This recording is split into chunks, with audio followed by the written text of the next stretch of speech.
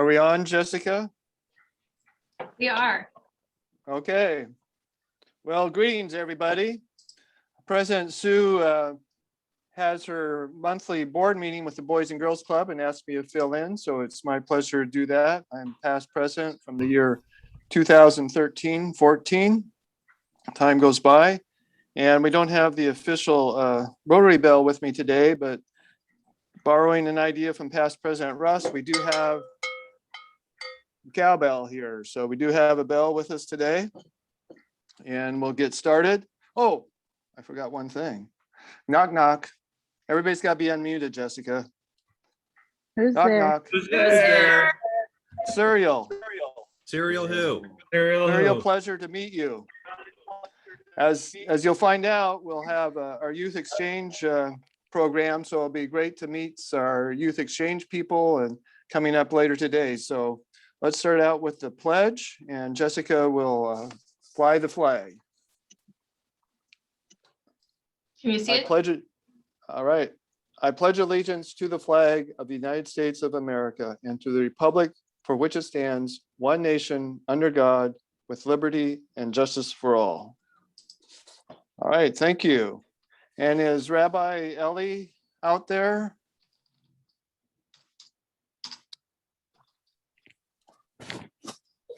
Do we have Rabbi Ellie for invocation?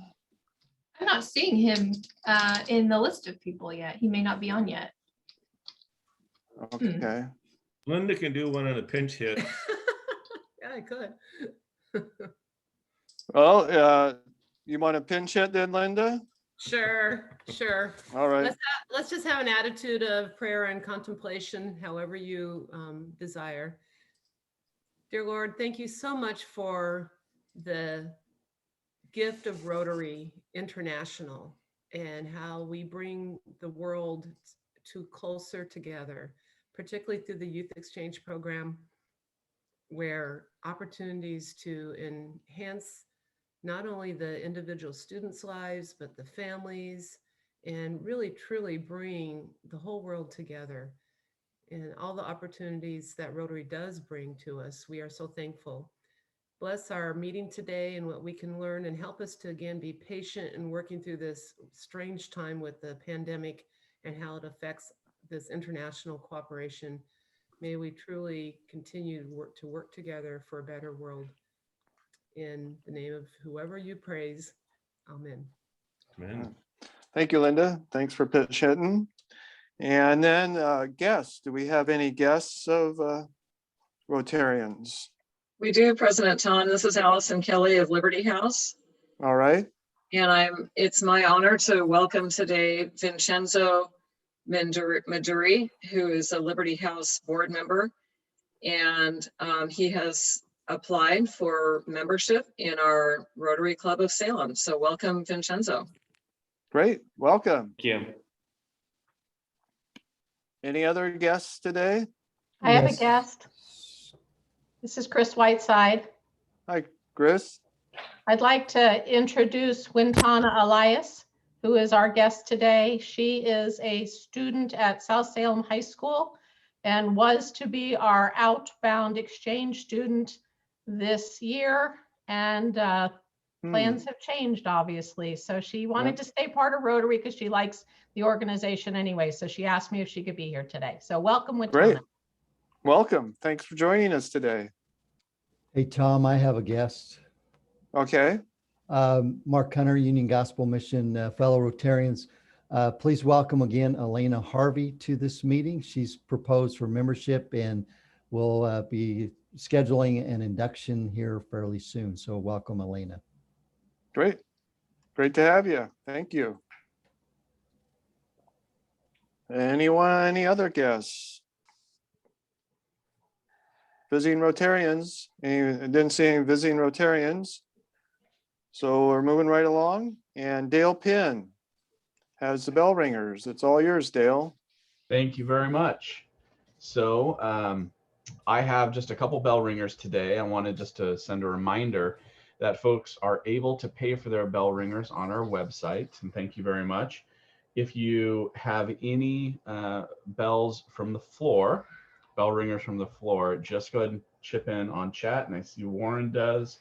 So just let me know by the time we're done here. So the first bell ringer, Caitlin Beals and Tim Sinatra. I am going to include a link in the chat for people to look at a flyer that they would like everyone to view, an event. Tim Sinatra is ringing the bell on behalf of the YMCA in anticipation of the annual Good Friday prayer breakfast on Friday, April 2nd at 8 a.m.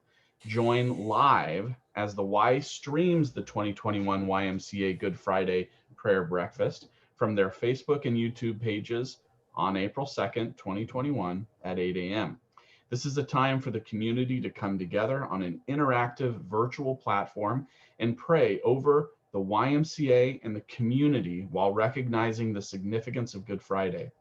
The Y would love to have you join them on April 2nd. Just follow their Facebook page and RSVP to the event, or you can watch from their YouTube page if you aren't on Facebook. Please ring the bell. Or the cowbell. Always Ellen more Wyatt. cowbell. The second bell ringer. Ellen is ringing the bell for her son, John Hubbard, who lives in Winston-Salem, North Carolina, with his wife, Erica, and their 3 grandchildren. When John was 4 years old, he announced that he was going to be a doctor when he grew up. True to his word, years later, he graduated from medical school and became an orthopedic surgeon. Recently, he was promoted to clinical associate professor at Wake Forest School of Medicine in Winston-Salem, North Carolina. When Ellen and her husband, Charlie, visit John and his family and are out about with them in the town, they would often run into some of John's patients from time to time. They are quick to let Charlie and her know that all of those years of medical school paid off. Please ring the bell for the 4-year-old boy who followed his dreams. And from the floor, we have Warren. Go ahead. Thank you. Linda, Nope. Linda and I would like to ring the bell for Mark Hunter and the other staff of Union Gospel Mission. This last week, Linda and I had the opportunity to tour the new facility on Commercial Street, and we're thoroughly impressed on the thoroughness of how it's been laid out, how it's been thought through for all of those people, all those men, unfortunately not women, but all those men at this site that will have an opportunity to get their lives back together. And on the top floor of the building will be the graduates, where they have a 16-month period to learn even more life skills. It is truly a front to end mission with a lot in between, and a great facility, wonderful, wonderful layout that will help the underserved of our community that are struggling with their problems, most of which are mental health. But we want to ring the bell for Mark Hunter and UGM. Yes. And John McCulley.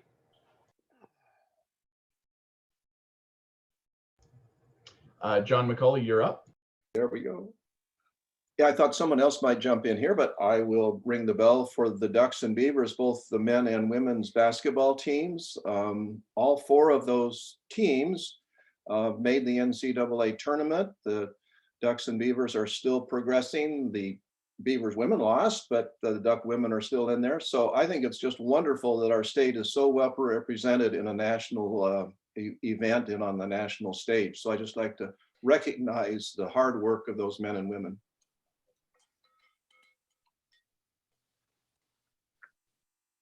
Thank you. Anybody else ringing the bell? Nope, I think we're all good. All good. Thank you, Dale. And now we have a hunger awareness moment with Bill Meyer and Chuck Swank. It's all yours, Bill and Chuck. Okay, am I unmuted? You're Thank you. unmuted. Obviously, I couldn't get Bill to talk. I tried. Earlier in the month, Rick explained what Meals on Wheels does, and it's really the benefit for our vulnerable senior population. And I wanted to go a little deeper and focus on club members who have been a part of the Meals on Wheels program. And of course, the easy ones are Rick and his predecessor, Ron Hayes. And it was actually under Ron's when he was the chief executive officer, that they merged the Meals on Wheels into Food Share. Now, obviously, we said Bill has been participant, and Bill has been a Meals on Wheels volunteer since 2002, except when he goes fishing. But we have others. Paul Farrell first volunteered in 2005. Later, at the urging of Ted Stang, he actually joined the board of Meals on Wheels and was its president when they merged. Dave Soul also volunteered, and beyond our club, past District Governor Lauren Edmonds and many others. So I think we need to say thank you to the Meals on Wheels volunteers coming from Rotary right here. Thank you. Thank you, Chuck, and thanks for the one more avenue of service all you Rotarians do. So thank you very much. Well, we're moving right along today, which is good news.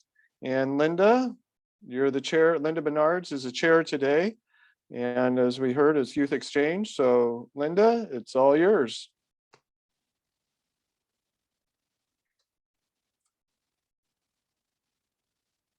Unmute. I'm here. I'm Okay. trying to pay my $20. Warren was trying to pay for the bell ringer. It's like, wait a minute, I got to get on. So thank you, past President Tom Golden and fellow Rotarians. Yes, our program today is about one of the most special programs in Rotary, I believe, the Rotary Youth Exchange Program. This is one way that I got very engaged in Rotary besides being a piano player. In fact, it was in 2003 that Warren and I purchased our current house specifically so we could have room to host a Rotary exchange student, Noriko from Japan. And we've hosted 6 students over the years when our kids were being raised too. 6 other students. So anyway, they're all part of our family. It's a wonderful program. District 5100 has been a leader in the youth exchange program, and you'll hear more about, hopefully, a little more about how that program has been organized and the future of it, and how coronavirus has affected it. But first, before I introduce our speaker, I want to introduce the head table of some special people who have been very helpful to the youth exchange program of our club. First is past President Mark Wolf. He has been an active member of the Youth Exchange Committee, I don't know, since before I was involved, I think, and has been a host family himself and a very strong mentor. I really appreciate all his mentorship when I first joined the club too. Next is Christine Whiteside. She is the current chair of our program, our Youth Exchange Committee, and you heard her earlier today when she introduced our student, Wintana. Hopefully, yeah, you can find her. Chris really helped keep the program going when I couldn't chair anymore, and she stepped in and has been very, very strong at keeping our program going while we could before the coronavirus. And you can see she keeps a relationship with the students very strongly. I'm glad she was able to bring Wintana today. And then Steven Goto is a relatively new member of our club. He was a former member of, I think, Sunrise Club. And Steven has been a member of the District Youth Exchange Committee and was serving as a country officer for South Korea and now Japan. His mom used to be in our club, Lavinia, and she used to be chair of our committee years ago before she moved on to a different club. And he also was a student himself in 2003 and 4, I believe. Was it to Japan, Stephen? Okay, so he is an experienced youth exchange person, and he'll be available to answer questions today too. Our speaker today is Dan Boldt. He is the current District Youth Exchange chairperson and has had that position since 2018. He is a country officer for the Youth Exchange for Belgium, Finland, Nigeria, and Russia. And he's a member of the Rotary Club of the Dalles. It has been since 1985. Dan works as a professional land surveyor for, is it Amaton Land Surveying Company? I may have messed up that name. He's been actively involved in a lot of civic activities in the Dalles, including, of course, Rotary, the Mid-Columbia Medical Center Board, and the Zion Lutheran Church. He's married to Kim and has 2 daughters, Elise and Alexa, who are young adults now, I believe. And Elise was a Rotary exchange student also in 2003. So that was a banner year, I think, for a lot of us. And so we are very glad to welcome Dan to give us the latest update on the coronavirus effect and the youth exchange program. Well, thank you, Linda.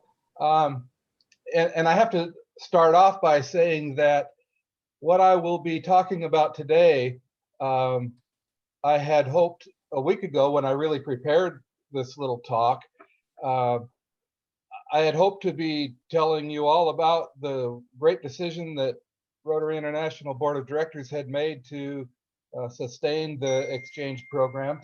But in fact, the decision that came to us just this past week was that Youth Exchange Worldwide, Rotary Youth Exchange Worldwide, will be suspended until June 30, 2022. And I'll get into that a little bit later, but that was a disappointing decision for those of us in 5100, but I yield to the board's knowledge of what the coronavirus is doing in many other countries.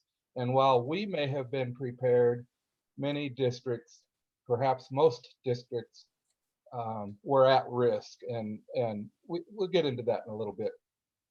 As I'm going along, please raise your hand or shoot a text or something so that we can answer questions, because frankly, we have a lot of questions at this point in time with this brand new 1 week old decision. Let me introduce myself just a little bit further. I joined in 1985, and that was at the request of my dear friend, since deceased, Chuck Miller, who was also my dentist. And I had kind of toyed around with joining a civic organization, and I was aware of Rotary, but Chuck really laid into me. And when he introduced the Polio Plus program, that rang my bell. And that's why I joined Rotary International, and I've never regretted that. I had no idea that Rotary was into youth exchange in those years, and it wasn't until several years later that I got involved with our club's youth exchange program. I was president of our club in 1993, and at that point, following that year, I got heavily involved with the youth exchange program at the club level. And it's true that our daughter Elise went to Brazil the same year that Steven did, and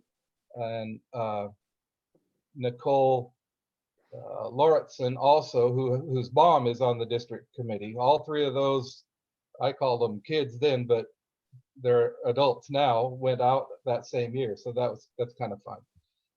And also in 2003, my family hosted for the first time. We hosted Elina Pikansaari from Finland, and she's a daughter to us today. She is a physician, married to a physician, practicing not in Finland, but they've moved their family to New Zealand, where they're raising their two daughters.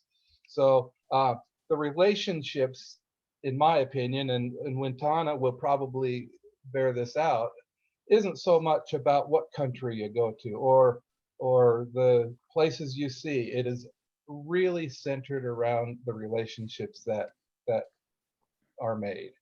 And that's what keeps me going. Elise and her husband have given us our only granddaughter, our only grandchild, Fern. And Elise swears that Fern will be an outbound youth exchange student in whatever year that would be, probably 2030 or something like that. And I wouldn't disagree with my daughter. I guess I'm afraid to disagree with my daughter all the time anyway. She's a strong-willed one. So when we talk about the history of District 5100 Youth Exchange, we really are talking about a powerful program. To my knowledge, and I think I've read this somewhere, District 510 actually started Youth Exchange the same time I believe that Rotary International began, in 1972. And it's interesting for my club because in our town, we have a 1972 outbound student who was sponsored by the Dalles Rotary Club at that time, and still lives in the Dalles. Mary Beth Tuvenel went to New Zealand in 1972, and she will tell you that it was life-changing for her. She met friends, she learned a culture that's drastically different than ours here in Oregon. And what's amusing to me is that she did something we wouldn't allow today, not even remotely. She made a friend from Australia, and with both girls' parental approval, Mary Beth just stayed in the Southern Hemisphere and went at the end of her New Zealand exchange. She flew with her friend to Australia and did another exchange year, and basically checked out of the Dalles High School. But it worked for her. We of course wouldn't allow that now, but I will say that Mary Beth ended up as a long-time school principal for various schools in the Dalles and still lives there. Moving on, in I guess the history that I'm aware of has been told to me by Terry Moore and Salem's own Katsumi Ito, who joined some 27 or 28 years ago. And they tell the story of running a program that had really received almost no input from Rotary International. It was very much independent. District 510 would run a year with 80 or 85 inbounds, 80 to 85 outbound candidates. And I just can hardly imagine those numbers today, but that was the program back in the 90s. And so when I joined the district committee with, well, it was actually the same time that Lavinia Goto joined, we were exchanging 50 to 60 students both ways in those years, which seems like a lot to me. But then in let's say 2010 to 2015, we all became more aware and more concerned with the safety and protection of our youth. And that's when Rotary International and our district really latched onto the youth protection program. And I'm glad we did. There are bad operators in the world. Some of them I'm sure are among us, but we do our best to weed them out and to teach our students to be aware of signals that could put them in a bad situation. But the youth protection program brought with it many reporting requirements. And over about a 3-year period, those reporting requirements changed each year. And we had in District 5100, we had a handful, I couldn't quantify how many, but we had several clubs that decided that the moving goalposts of youth protection were too much to deal with, and so they withdrew or gradually left the program. And that left us at our district level with reduced numbers of students. 30 to 35 students per year in and out was the norm for that period of time. Since that time, with the YA system that we use now, Wintana, I'm looking at your outbound student record on my other screen. We can track all of our students and all of their paperwork. We can track all of the host families and their credentials and their background checks, etc., as well as all the volunteers in this program. And so the goalposts for youth protection settled down and are largely the same now as they were 5 years ago. And it's a system that works pretty well for protecting our students. And so with that consistency within the program for reporting, our program began to grow again until the 2020 year, let's call it the 2021 year. We were back up to about 45 inbounds and 45 outbounds, and the program was rolling again. And now, parenthetically, I want to explain just how large our program is in the U.S. So we are members of Wessex, the Western States Youth Exchange multi-district. And so our district is one of, I think, 13 on the west coast of the US and Canada. And Wessex is the largest multi-district in the US and Canada. And our district, 5100, is the largest district in Wessex. So we're looked upon as the big dog. And that's kind of fun at some times, and perhaps we have a little more influence with that, with the numbers that we have. But you should be aware that our district is award-winning and influential throughout the youth exchange world. And one more little tidbit that you may not know, and that is that Rotary Youth Exchange is a direct one-to-one youth exchange program. And I wasn't aware of this until just a couple of years ago, that AFS, for instance, which is a great program, doesn't operate that way. AFS, for a fee, will place your student in whatever country, generally whatever country your student chooses to go to, and that doesn't correspond with a direct exchange from that country to the US. And there's nothing wrong with that. It's just interesting to me to note that youth exchange isn't always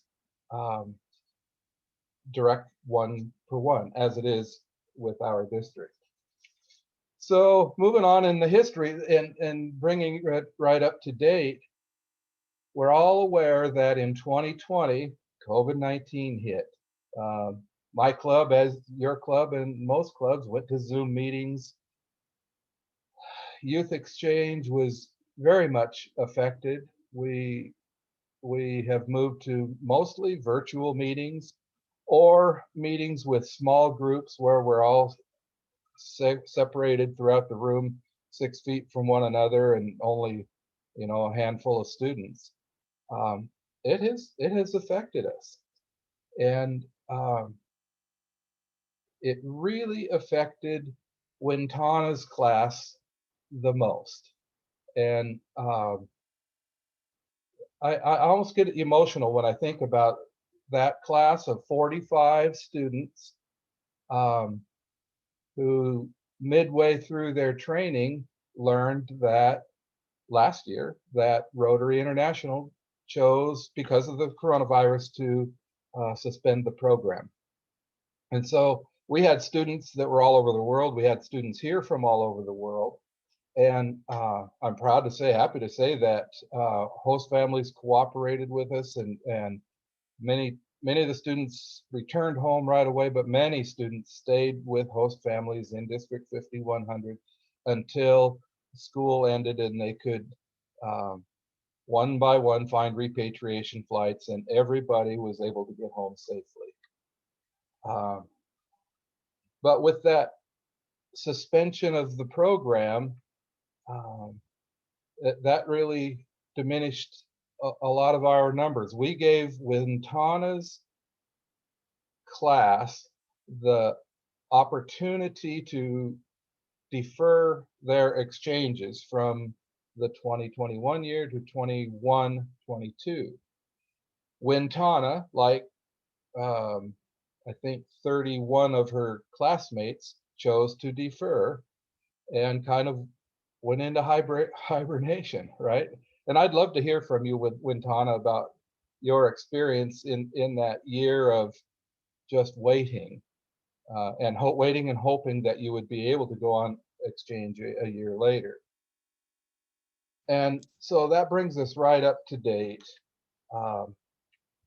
We were training our students to be ready for the 2021. I get my dates mixed up. For the 21-22 exchange year. So Wintana should have gone out in 2021, but deferred to 21-22 along with her classmates and waited. Meanwhile, several clubs nominated a new group of outbound students, and it ended up that there were 11 of those students. So altogether, our program is up to about 38 students who are waiting and hoping to go on exchange. But there were no guarantees. And we knew that Rotary International Board of Directors would be making a go or no-go decision about youth exchange for the 21-22 school year. We were optimistic. We had been training our students safely.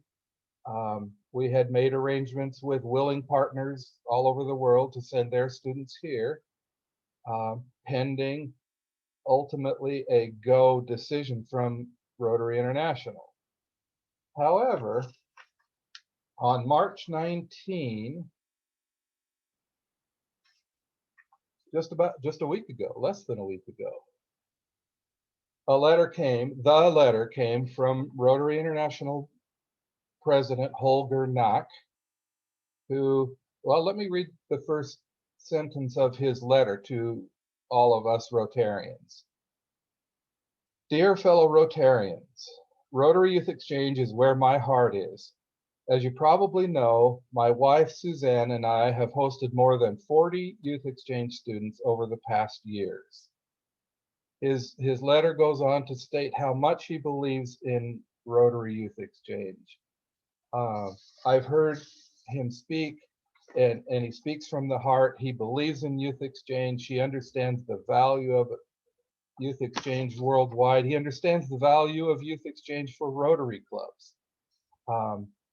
But he, along with our board of directors, had to make a decision that balances the value of youth exchange with the risks that are ongoing throughout the world right now. And I'm going to read this next paragraph right directly from President Knox's letter. With the continued uncertainty of the pandemic and COVID-19 virus variants, inconsistent disease mitigation efforts, and the global imbalance of vaccine access, the board has decided to suspend youth exchange program through 30 June 2022. And as I initially read this letter, I admit that I was angry. We had done everything correctly within our district. We had willing partners. We have schools that are beginning to reopen. My local high school is just a week away from truly a hybrid in-building experience for the students. And I believe that next school year, we will be either fully in school or with a hybrid situation. But that's our district. That's my town and my district. And I don't know what's going on. And I'm hearing stories of what a mess some of our exchange partners are in Europe. So I support RI's decision here. I regret it. I hate it for the students. I hate it for clubs who are invested in youth exchange. But I'm respectful of the decision and I support it. That decision came from an abundance of concern to keep students safe and not to be sending students until all countries involved with youth exchange have the opportunity to vaccinate these students and host families. So that's a decision that was made for us. We're living with it, and it may have been a tough decision for our students, actually for 2 groups of students, or more like 3 groups, but so be it. Back to Wintana's class, it had already dropped from 45 students to 27. And when we look at the ages of that 27, all but 9 will age out of the program. And that's just a crushing blow to a lot of these students who have done everything correctly. They're all trained already. Some of them had already made connections with their host families in their future country, and that's all by the wayside now. Wintana, would you like to say a word or two about that? I mean, I didn't ask you ahead of time, but you're affected. So honestly, Rotary Youth, even if I wasn't able to go on exchange, I had a lot of experience, not only exchange wise, but like life wise. I had my very first interview with Rotary. I got a job because of Rotary to raise money to go on exchange. I did my first community service with the Rotary Youth at my school. We did a fundraising gala to raise money to paint wells in Hades, and I'm unbelievably grateful for the opportunities that I got to have and the relationships I got to build with other outbound students and my my host family and all that. But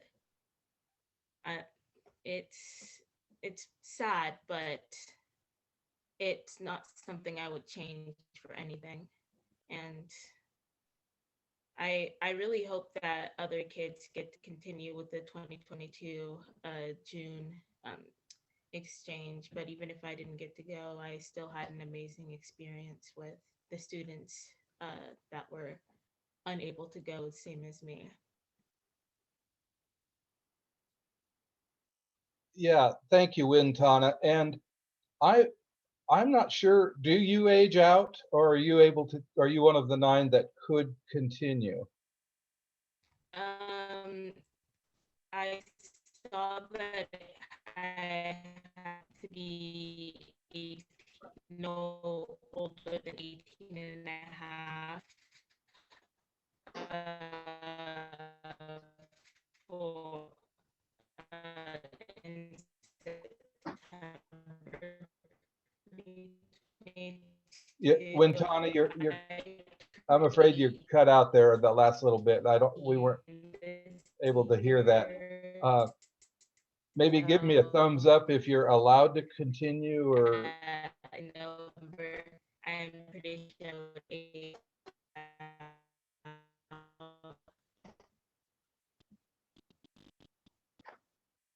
okay, yeah, I couldn't catch that, but we'll continue.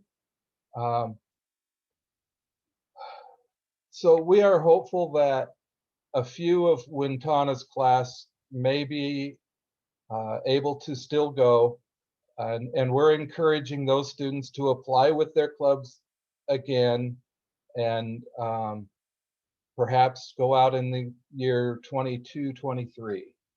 And that's the same with the 9 new group, if you call them, our most recent outbound candidates.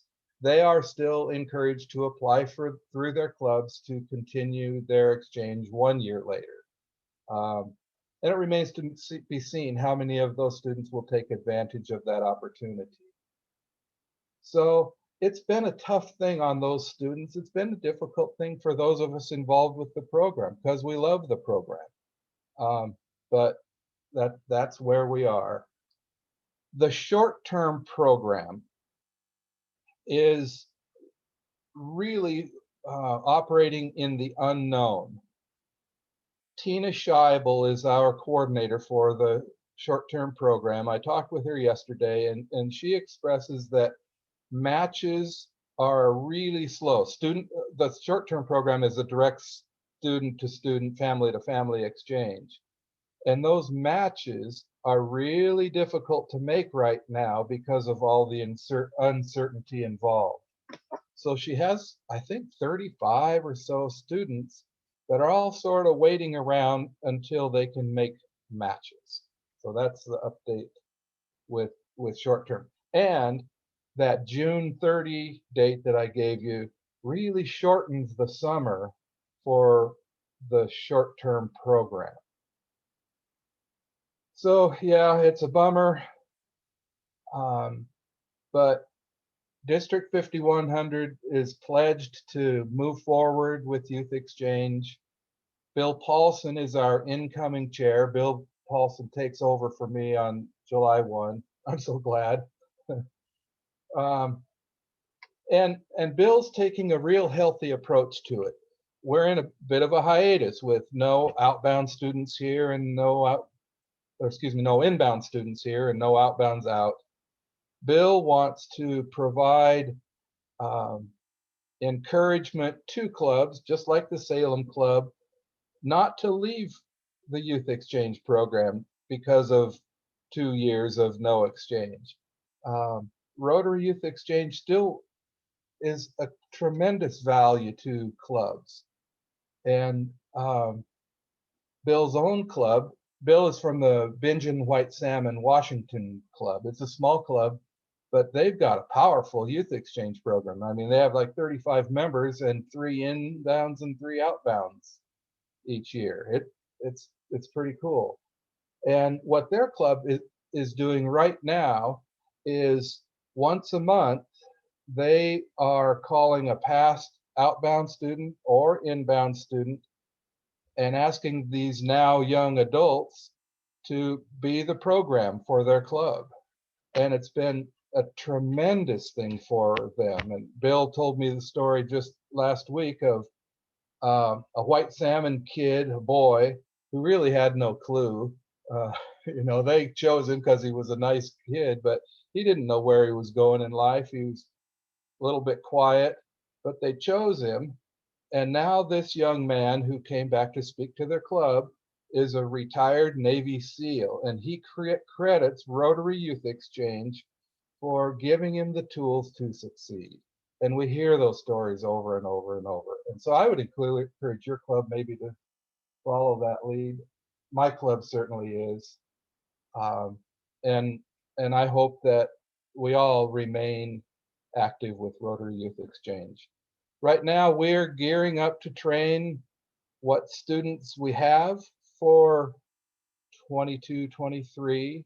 We're encouraging clubs to go ahead and recruit students if you have school going in this spring, or to actively recruit next fall.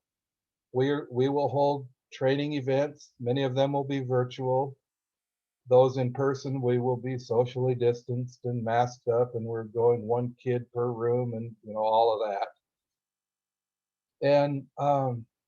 And we hope that the future remains bright for us. Our district has a good history. I hope that we have a good and clear future. And with that, I say thank you for allowing me this time. And I'll sure take questions or a discussion, however you would like. Well, great. Thank you, Dan. And I saw there was a couple questions in the chat. Okay. I think one was about age. Is RI considering age? If they age out, allowing people to continue, or exceptions to the aging out? Yes, Rotary already expanded the age groups to 19 years old as they begin their exchange, which would be August, September of any given year. So they've extended that, but that's good, but that doesn't answer all of the questions. The U.S. Department of State hasn't changed, and they won't allow a student to begin school here unless they're younger than 18 years, 6 months as school begins. Mm. And that's a country by country situation. So we country officers are asking those questions now of our partners. Sure. Does anyone else have a question? Jessica, do you see any hands or anything in the chat? I don't see any hands raised. I think there was a question to Wintana as to what country she was planning to go to. Do you want to share that, Wintana? Or text us? Or chat, I should say. It looks like her video is having some troubles. It looks like there she chatted out going to South Korea. Good. Well, thank you, Wintana, for being with us today. Hopefully it's a year that hopefully will be very positive for you as well, but continuing with Rotary and the friendships you've made through Rotary, the opportunities will be there in the future for you as well. And so, Dan, we thank you for your leadership in the Youth Exchange program. I know lots of people in our own club have been personally affected and in very positive ways, and appreciate that. And so in your honor, we will give a donation to our own Salem Rotary Foundation, which helps youth in our community. So again, thank you for taking the time, and glad to hear from the Dalles. Hope things are going well up there. Thank you. And I have to say, it's nice to see some familiar faces over the years. Good. We do have, keeping in with the youth part of the program, we do have a student from North. Larry Garrett will introduce, I believe it's Alicia Vasquez. So Larry, if you're out there, I appreciate your patience on this, and it'd be time for, if you could introduce us to Alicia, please. Sure, just want to make sure, can I be heard? Am I coming through? Yes. All right, well, thank you. Thank you very much. It's my honor to introduce Alicia Vasquez, whom I met about 2 years ago when she came from West Salem High School to North Salem High School. And I'll let her, she's going to be talking about some of the accomplishments she's had, but I'll just simply say Alicia is one of these students that is so well versed in all areas, both academics and the arts and athletics. So I'm going to let her introduce herself and talk a little bit about what she's been up to. So take it over, Alicia. Hi, everyone. I'm a senior this year at North Salem High School, and I wanted to start this afternoon by saying thank you to Mr. Garrett and all the other teachers that suggested that I represent the arts at North Salem. And this opportunity comes like once in a lifetime, so I'm truly thankful. And in middle school, I've been a straight A student. However, freshman year was like a really tough year transitioning into a new school, having challenging classes and becoming more independent and responsible. But after I got a taste of high school tests, assignments, and curriculums, I knew I needed to work even harder throughout my high school education. After my freshman year, I became a straight A student once again, and it has always been my priority to be the best of the best in my classes, have the best work possible. And one of the extracurricular activities I'm involved in is the chamber orchestra at North Salem High School. And I've been playing the violin since the 4th grade, and it's something I've always been interested in since I was a little girl. From my perspective, I think it's truly fascinating that you can put your emotions into an instrument and show how you're feeling with tone and movement. And to add, I'm also a varsity volleyball athlete at North. I've been playing since the 7th grade. It's my favorite sport, and hopefully I can pursue playing in college. And after high school, I plan on ensuring my academic success by attending Chemeketa and majoring in business for 4 years. And then I was also wanting to minor in art so I can get more knowledge and creativity in the kind of business I want to start. And then after I get my business and art degree, I want to start my own interior design work. And later in life, I'm aiming to be financially stable, and later in life, move out of state to become more bigger and known.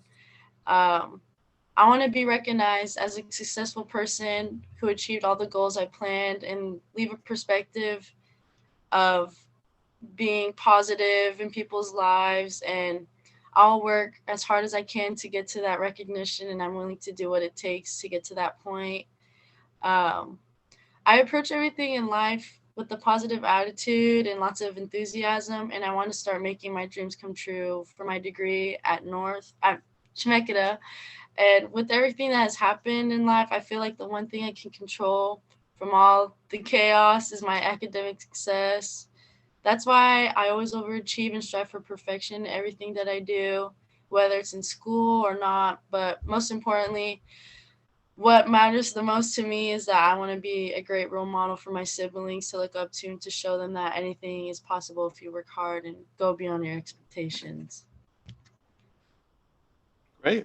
Well, thank you, Alicia. You sound like you're well on your way, and you're already a positive role model, I'm sure, for not only your siblings, but your classmates and the community, and even for us Rotarians, just showing that you're all in and you will be successful, and we wish you the very best. And hopefully you keep Salem in your mind, and possibly Rotary can play a future in your role as you continue to dream big and achieve those dreams. So wish you well. You're welcome. And you will be getting a certificate to show our club's appreciation for you today. So again, thank you for being with us, and thank you for your patience today, for being with us. Being a past president, I sort of overlooked some things at times. So thank you and wish you well. Yes, of course. Thank you. So again, thank you everybody for being with us today. It was a great program with Dan, and I'm sure many of you out there have some good memories with the youth exchange program, and some stories to tell, as well as some of you can tell some good stories or about that as well. So, but we'll be right back here on the same bat channel, same bat time, with Cindy Lazar with Salem Health about the CHEC program.